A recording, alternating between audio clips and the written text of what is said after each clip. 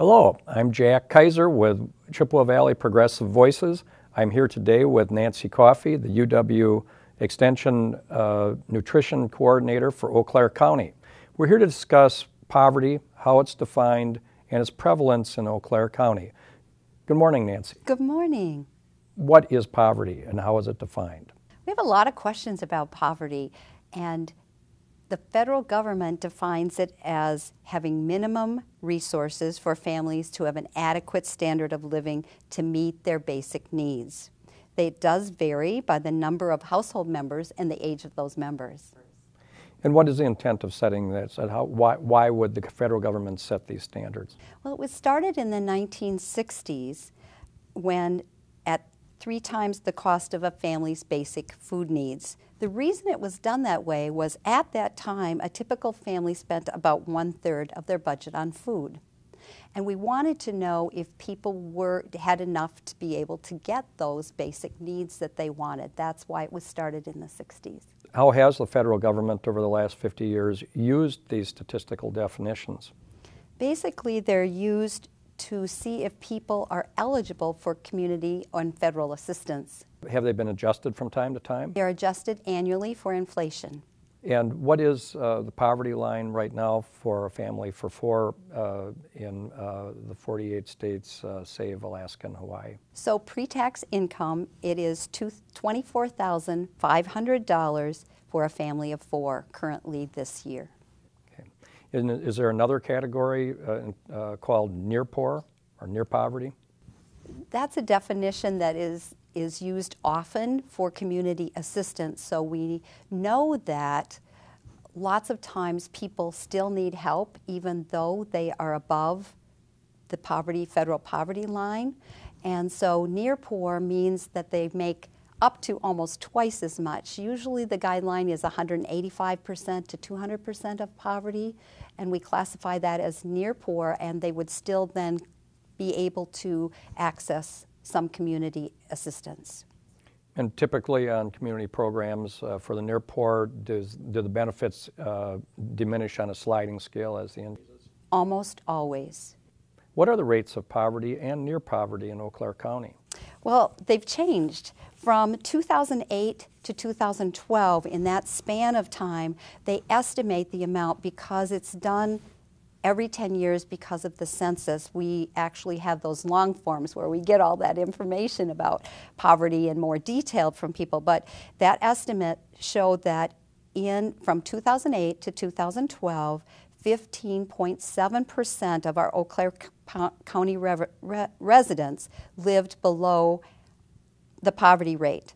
So this was significantly higher than the state rate. As you know, during that time, we had some economic problems, right? There was problems with people being able to get jobs. There was more foreclosures, that kind of thing that happened during that 2008 era time. Currently, we have about 13%, or 1 out of 8 of our Eau Claire County residents that are considered poor. And what percentage would be considered near poor? 30%. So 1 out of 3 of our Eau Claire County residents are near poor, meaning that they are have twice as much income as someone considered poor, and yet they struggle to make ends meet. Typically, who do we find making up the poor and near poor in this area? In the past, seniors had a real hard time with issues of poverty. And since 1970, we found a decline, partially because of the fact that Social Security policy benefits helped our seniors a great deal. And since then, senior benefits, Social Security benefits, are also increased because of changes in the economy. And so currently, though, we're starting to have more problems with people, elderly, having higher rates of poverty. So right now, it's about 10.5% of our Eau Claire County seniors are living in poverty. What other demographic groups are disproportionately in poverty in Eau Claire County? Children have really risen in poverty, and as you might remember, I know I can remember, that when my children were small, we had less income than we do now. At one point, I had 3 children under the age of 5 because I had a daughter, and a year and a half later had twins, and oh boy, I just didn't realize, like, wow, that costs a lot of money. And so most people that have young children have more risk for poverty.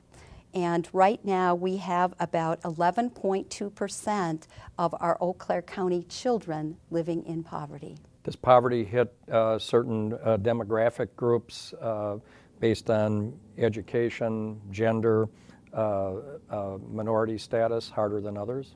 Absolutely. As you can imagine, as we have more education, we tend to be able to attain a better income. And right now, if I only have a high school degree or less, I'm at about a 14% of poverty rate. So it is higher when I have less income.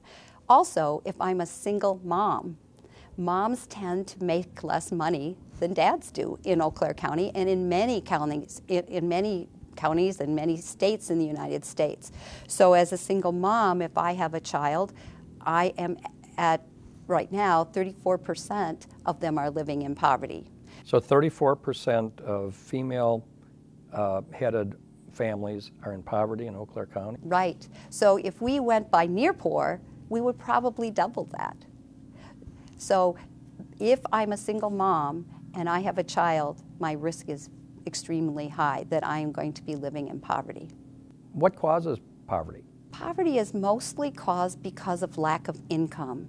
So when I think of our minority population, our biggest minority population is Hmong. Currently, in 2012, about 38% of our Hmong population was living in poverty. That is beginning to change. When I first started working in the Eau Claire County community, that was easily double that. So as people have gotten more in education, as we talked about, they're able to get more income, and limited earnings are the biggest issue of poverty. As my employment increases, and just because I work full-time doesn't necessarily mean I'm going to escape poverty. We have people who work full-time and still are at the poverty rate. My ability to make more money is mostly driven by education. I'd like to get into some of the details of how various programs are used to fight poverty. Would you be willing to come back for another program on that in the future? Absolutely. Thank you very much, Nancy. It was a pleasure talking with you.